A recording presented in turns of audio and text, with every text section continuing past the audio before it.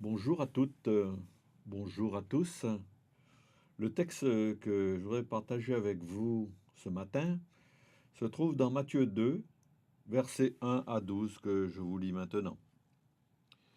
Jésus étant né à Bethléem en Judée, au temps du roi Hérode, voici des mages d'Orient arrivèrent à Jérusalem et dirent: Où est le roi des Juifs qui vient de naître?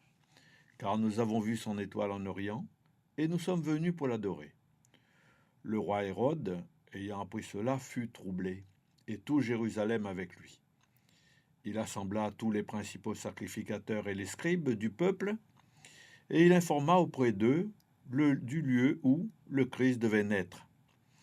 Ils lui dirent: À Bethléem en Judée, car voici ce qui est écrit par le prophète. Et toi, Bethléem, terre de Juda, tu n'es certes pas la moindre entre les principales villes de Juda, car de toi sortira un chef qui paîtra Israël, mon peuple. Alors Hérode fit appeler en secret les mages et s'enquit soigneusement auprès d'eux depuis combien de temps l'étoile brillait. Puis il les envoya à Bethléem en disant: Allez et prenez des informations exactes sur le petit enfant. Quand vous l'aurez trouvé, faites-le moi savoir afin que j'aille aussi moi-même l'adorer. Après avoir entendu le roi, ils partirent, et voici l'étoile qu'ils avaient vue en Orient allait devant eux, et jusqu'au moment où arrivée au-dessus du lieu où était le petit enfant, elle s'arrêta. Quand ils aperçurent l'étoile, ils furent saisis d'une très grande joie. Ils entrèrent dans la maison, virent le petit enfant avec Marie, sa mère, se prosternèrent et l'adorèrent. Ils ouvrirent ensuite le trésor et lui offrirent en présent de l'or, de l'encens et de la myrrhe. Puis, divinement avertis en songe de ne pas retourner vers Hérode, ils regagnèrent leur pays par un autre chemin. La foi et la relation en Dieu dépassent nos critères. Nous sommes tous des chercheurs. Nous n'avons pas encore trouvé. Si diront certains, nous avons trouvé le Messie, pour nous c'est Jésus. Oui, mais nous ne l'avons pas encore trouvé en plénitude, car si tel était le cas, nous serions déjà davantage transformés et renouvelés. Il y a encore du chemin à parcourir, des étoiles à suivre dans les multiples lumières qui apparaissent dans notre cheminement avec l'Écriture. Mais je suis convaincu que Dieu nous rejoint dans notre histoire personnelle. Il nous donne des signes de sa présence dans ce que nous appelons souvent son absence. Il nous faut prendre conscience à nouveau que Dieu nous cherche et veut attirer notre attention sur son œuvre et sa bienveillance.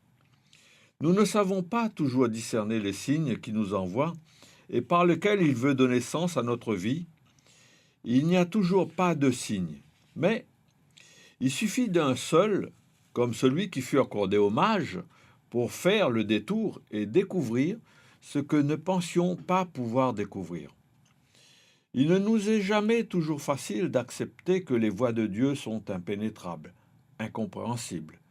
Nous aimerons comprendre, maîtriser, détenir notre destin, le modeler, Hérode le souhaite en tout cas. Personne ne doit venir le contrarier. Les mages, eux, se sont laissés détourner de leur chemin pour découvrir autre chose et s'approcher de Dieu. Nous pouvons nous laisser instruire par leur histoire. Ils ont accepté humblement de découvrir. Ils n'ont pas dit que ces vieilles prophéties de la Bible n'avaient aucun sens. Ils ont compris que Dieu était descendu bas, très bas, pour nous rencontrer, pour nous être accessible, et cela leur a suffi pour reprendre la route. Je viens de dire Dieu est descendu bas, bien bas pour nous rejoindre. Il nous invite à réaliser qu'il s'intéresse de la même manière à nous tous. Il peut aussi faire lever son étoile, sa lumière sur nos vies. Dans nos obscurités, il est lumière. L'éveilleur de nos consciences endormies, lassées, insensibles au mal. Les mages viennent se prosterner. Mais quel gros mot théologique qui veut se prosterner. Oui, nous a appris à vivre debout. Les ressuscités, grâce à la parole du Christ, ne sont pas debout, mis en marche.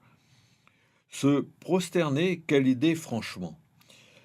Les mots du texte biblique ont vieilli et notre orgueil nous renforce dans l'idée qu'il ne faut pas plier les genoux.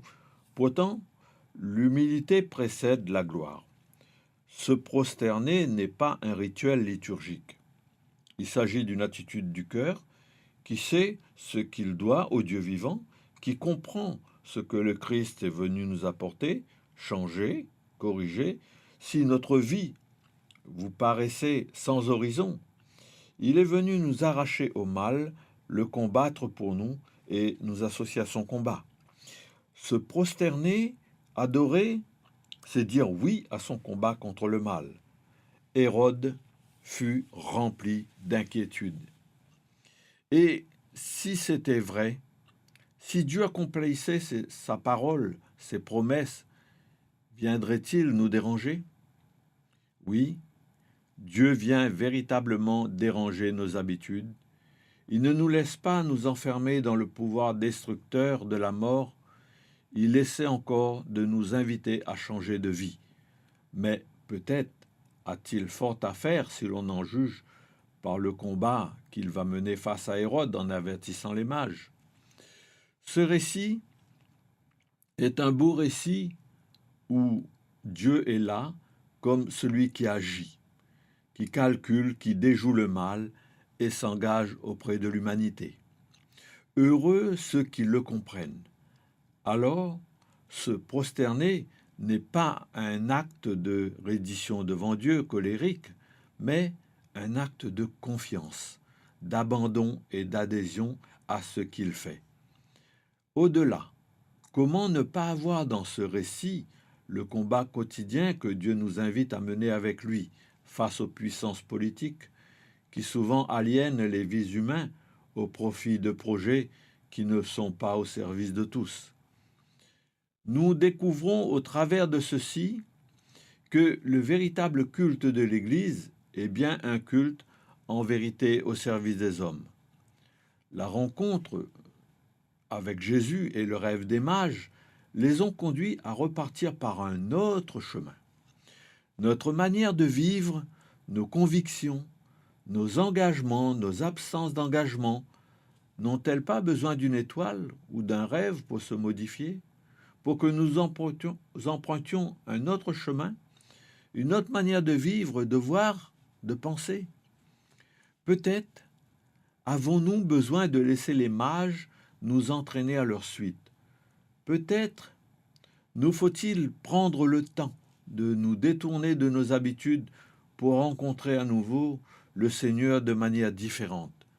Nous y sommes invités à nous de répondre.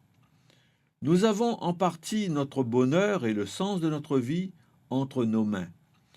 Une année nouvelle nous est offerte, 2015. Par la grâce de Dieu, sera-t-elle l'épiphanie? Manifestement du Seigneur ou train-train, sans que rien ne nous détourne de nos routines? Le choix nous appartient à chacun de nous. Avec vous, ce matin, c'était Jean-Michel Lest de l'Église protestante de La Réunion et aumônier des forces armées dans la zone sud de l'océan Indien.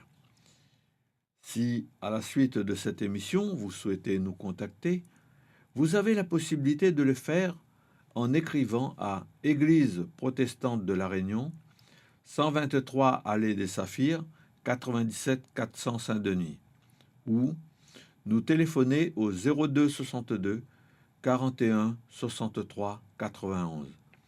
Quant à moi, je vous souhaite à toutes et à tous, à tout l'île de La Réunion, ainsi qu'à l'équipe de Réunion Première, une bonne et heureuse année 2015 sous le regard de notre Seigneur. Au revoir.